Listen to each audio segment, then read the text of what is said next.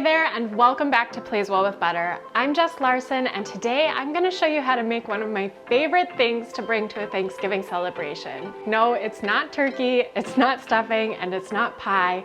It's my Thanksgiving salad. This abundant kale salad is filled with hearty texture and fall flavor. It has spiced sweet potatoes, toasted nuts, creamy goat cheese, and the most insane cider-cinnamon vinaigrette. So trust me when I say it's going to steal the show at your Thanksgiving table. I've made this salad every Thanksgiving I've ever attended since college, and everyone is absolutely obsessed with it.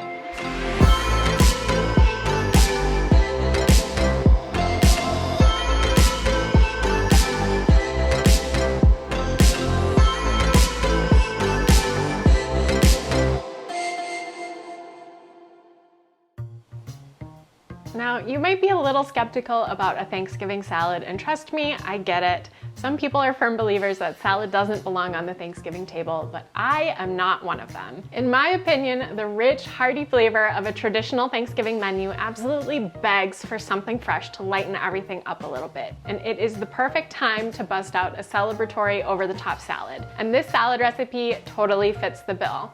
It has a few key components: roasted spiced sweet potatoes, maple candied nuts, and cinnamon cider vinaigrette. And I'm the first to admit that it's a little bit of a high maintenance salad, but it's absolutely worthy of a special occasion like Thanksgiving. So the first component we're gonna prep are the roasted spiced sweet potatoes. Here I have one really large sweet potato that I've just diced into about 1/2-inch pieces. I'm gonna arrange them on a parchment-lined baking sheet. We'll season them with a really festive spice blend of chili powder, cumin, cinnamon, a pinch of cayenne, and some kosher salt. And we'll just sprinkle those spices right over the sweet potatoes. And then the only other couple things we're gonna add to this is a little olive oil to bring it all together. Drizzle that right over top. It doesn't have to be perfect at this point. And some pure maple syrup. The maple syrup really helps balance out the spices and sort of accentuate the natural sweetness of the sweet potatoes. And you can just use your hands, get right in there and toss it all together to make sure everything is evenly coated. And then once everything is evenly coated, just use your hands to push it out into an even layer so everything has lots of room to roast evenly. These look perfect, and we'll just pop them in the oven and roast them for about 30 minutes, flipping halfway through to make sure everything browns really nice and evenly until the sweet potatoes are perfectly tender. And while the sweet potatoes roast, we can get started on our maple spiced nuts. These are made with really similar ingredients as the sweet potatoes for just really streamlined prep, and they add the best crunchy pop of flavor. So what I've done here is I have 1/2 cup of chopped nuts. You could use walnuts or pecans, whatever you happen to have on hand. I had both, so I did a little combination. And I've toasted them in the oven for about 4 minutes just to get their natural oils kind of loosened up and fragrant. And what we're gonna do is we're going to sprinkle on a really similar spice mixture as the sweet potatoes. We have cinnamon, chili powder, a pinch of cayenne, and some salt. Pure maple syrup, about a tablespoon to help everything kind of candy together, and just a little bit of olive oil. And you can use your hands to just mix these all together. I've got everything all mixed up, and I'm just gonna pop this back in the oven for about 4 minutes longer, and the maple syrup is gonna begin to caramelize on the nuts. Those spices are gonna come to life. It's so good, but be sure not to walk away for too long. Kind of keep an eye on it to make sure it doesn't burn. While the sweet potatoes are in the oven, the next thing we're gonna prepare for our Thanksgiving salad is a cider vinaigrette. Now, this is one of my all-time favorite fall recipes. It's tangy, but it's warm, and it's so good. So here I have some olive oil. We're gonna do 3 tablespoons right into a jar or a bowl, and some apple cider vinegar, hence the name cider vinaigrette. 2 tablespoons of apple cider vinegar. We'll thin it out with 1 tablespoon of water, and for a little bit of sweetness and fall flavor, another tablespoon of pure maple syrup. I swear I put pure maple syrup on everything this time of year. It's so good. So to season this, we're going to add in a little bit of ground cinnamon and some kosher salt, a good tablespoon of finely chopped fresh herbs. Whatever you happen to have on hand in your kitchen is great. I'm using some fresh thyme here, but something like sage or even rosemary is awesome. And then I'm going to finely chop up a clove of garlic. I love using my microplane to chop garlic, especially for something like a salad dressing when you don't really want a big piece of garlic as you take a bite. So add that right in and whisk it up. And this is something that you can absolutely prep in advance. It'll keep in your fridge for about a week. Beautiful.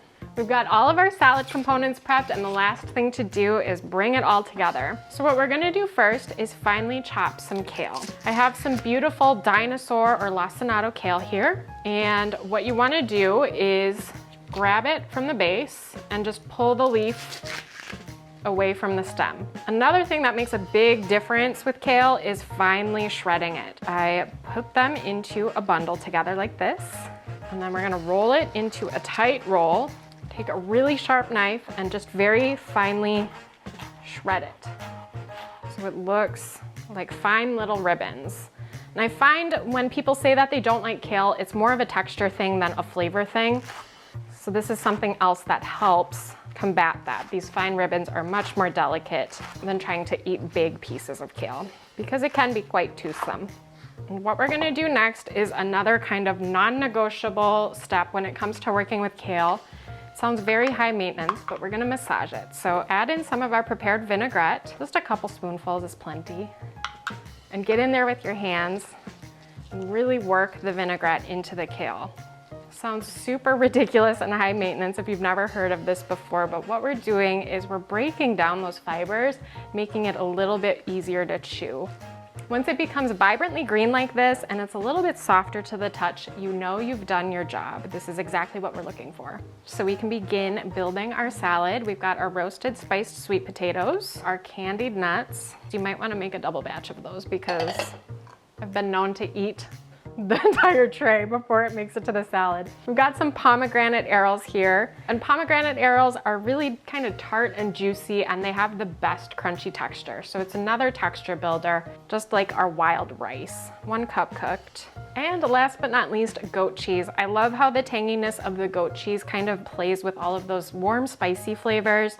If you don't like goat cheese, you could use something like a sharp white cheddar here, or just skip the cheese altogether, in which case the salad is totally vegan.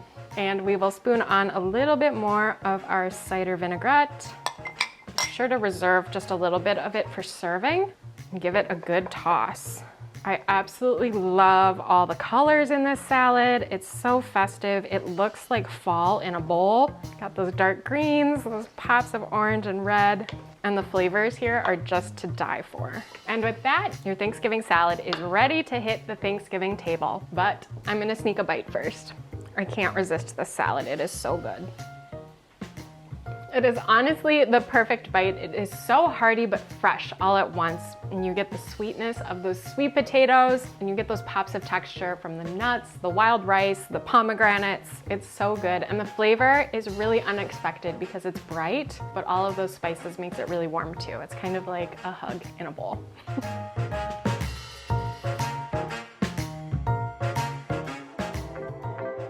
Head over to Plays Well with Butter for the full recipe. I've included a ton of tips to help streamline prep a little bit, and I really hope you give it a try this Thanksgiving because, speaking from experience, it'll be the first year that everyone at the Thanksgiving table can't stop talking about the salad.